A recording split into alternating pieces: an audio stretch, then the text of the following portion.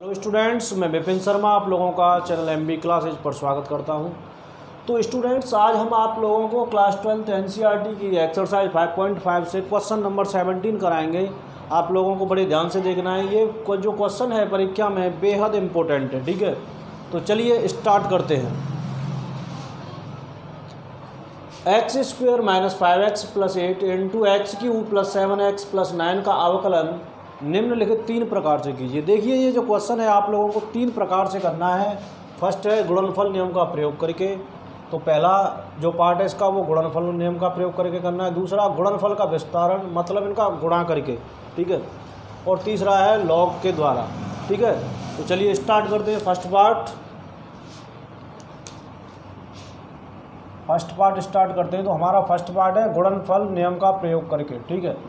तो मान लीजिए f(x) बराबर क्या, x² - 5x + 8 × x³ + 7x + 9 ये दे रखा है। अब इसका हमको करना है गुणनफल नियम का प्रयोग करके अवकलन, ठीक है। तो करेंगे इसका अवकलन x के सापेक्ष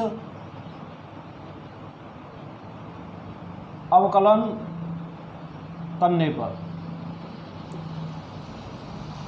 तो इसे मान लीजिए फर्स्ट फंक्शन, इसे मान लीजिए सेकंड फंक्शन। तो ये क्या हो जाएगा f'(x), ठीक है, first function into d/dx of second function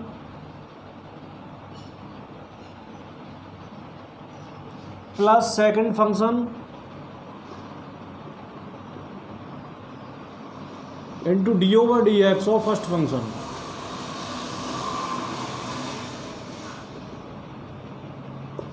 यहाँ तक बिल्कुल क्लियर होगा। फर्स्ट फंक्शन, सेकंड का डिफरेंशिएशन प्लस सेकंड फंक्शन और फर्स्ट का डिफरेंशिएशन। क्लियर कर देंगे इसको। अब तो क्या मिल जाएगा, ये तो सेम टू सेम आएगा, x² - 5x + 8 इंटू, देखिए x³ का करेंगे तो क्या मिलेगा, x⁴n वाला, x⁴n = nx⁴n - 1। तो ये पावर आगे और एक पावर कम हो जाती है। 7x का x का 1 होता है तो 7 और बाकी का 0, ठीक है। अब इसको उतारेंगे, x³ + 7x + 9 इंटू इसका करेंगे x² का तो 2x और इसका -5, ठीक है। ये आपका डिफरेंशिएशन हो चुका है, बस इसको सरल कर देंगे हम, ठीक है। तो सरल करने पे हमें क्या मिलेगा, इनका गुणा करेंगे, 3x² का x² से तो 3x4, इसका इससे 15, x³ इसका इससे 24x², फिर 7 का करेंगे प्लस 7x² - 35x + 56, ठीक है ना। अब इसका करेंगे सेम,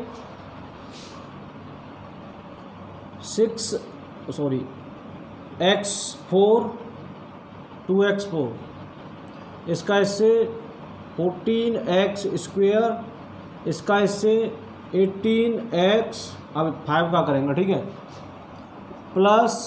माइनस 5x³ - 35x - 45।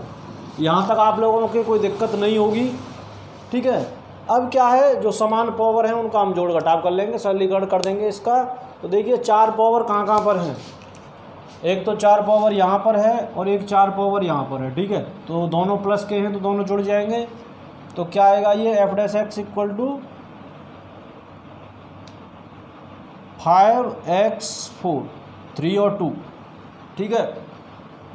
अब देखेंगे x³ वाले कौन कौन है, एक ये है x³ वाला और एक ये है, दोनों ही माइनस के हैं। x³ वाले दोनों ही पद कैसे हैं, माइनस के, तो दोनों ये भी जुड़ेंगे, -20x³, ठीक है। अब x² वालों को देखेंगे, एक ये है, एक ये है, एक ये है, ठीक है ना। तो करेंगे इनका भी। देखो ये प्लस के हैं सभी, 24 और 7 31, 31 और 14 45 एक्स स्क्वायर। ठीक है, अब एक्स वालों को देखेंगे, एक एक्स वाला ये है, एक एक्स वाला ये है और एक एक्स वाला ये है। ठीक है, देखिए 35 और 35 70 हो गए माइनस के, और 70 में से 18 जाएगा तो कितना बचेगा 52, माइनस का 52 एक्स।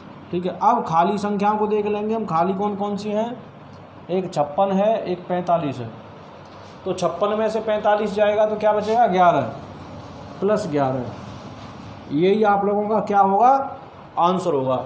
ये आपका गुणनफल नियम का प्रयोग करके आंसर निकला है, हमने डायरेक्ट इनका गुणा किया। ठीक है, यहाँ पर गुणा किया और सरल करके इसको लिख दिया। अब यही आंसर हमें मिलेगा गुणनफल के विस्तारण से, और यही आंसर लाना है हमें लघुगणक के द्वारा। ये नीचे दे भी रखा है कि इन तीनों आंसर्स को बराबर करके दिखाइए। ठीक है, तो नोट कर लीजिए इसे।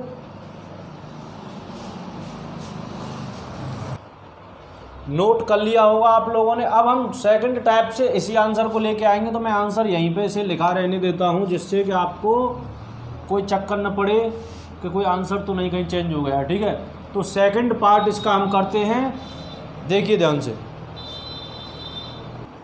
तो एफ एक्स बराबर क्या है, x square minus 5x plus 8 into x cube plus 7x plus 9।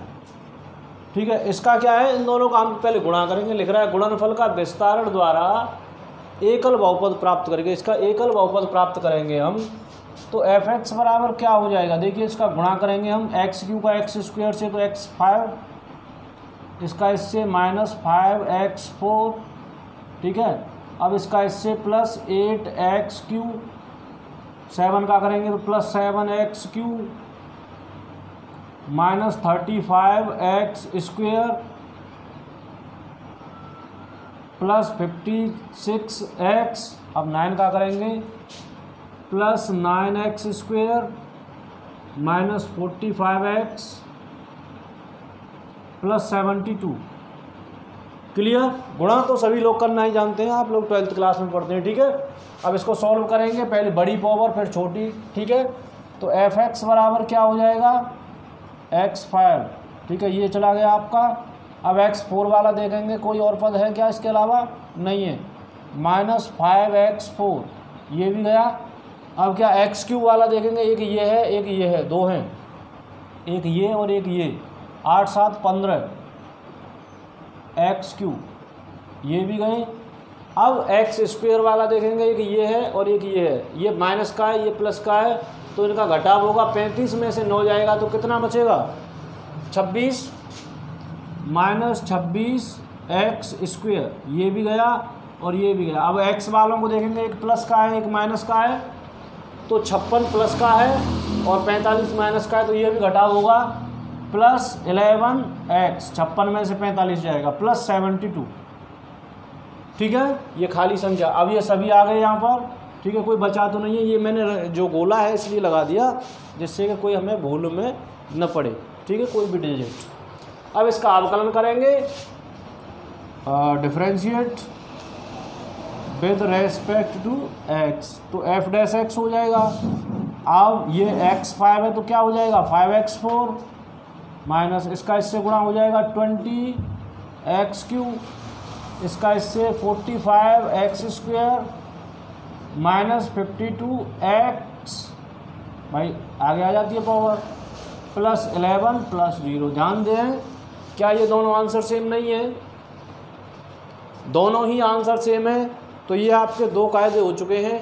अब तीसरा जो कायदा है वो क्या है, लघुगुणकी अवकलन द्वारा। इसी फंक्शन को हम किसके द्वारा करेंगे, लघुगुणक के द्वारा, लॉग लेने पर। ठीक है, तो नोट कर लीजिए इसे फटाफट से। तीसरा कायदा और समझ लीजिए, बेहद इम्पोर्टेंट क्वेश्चन है परीक्षा की दृष्टि से। बड़े क्वेश्चंस में ये रखा जा सकता है। ठीक है, या फिर इसका कोई भी एक पार्ट निकाल के किस में रखा जा सकता है, छोटे क्वेश्चंस में। ठीक है, 4 नंबर या 3 नंबर 2 नंबर में। ठीक है, और बड़ा रखा जाएगा तो 5 6 या 8 नंबर में रखा जाएगा। ठीक है, अब तीसरा जो पार्ट है वो लघुगुणक के द्वारा करना है। किसके द्वारा? लघुगुणक के द्वारा। बेहद इजी हो जाएगा लघुगुणक के द्वारा करेंगे तो। इसे देखिए, अब मैं यहाँ पर क्या करूँगा, लॉग लूँगा दोनों तरफ। लॉग लेने पर तो ये क्या हो जाएगा, log f x equal to log x square minus 5x plus 8 into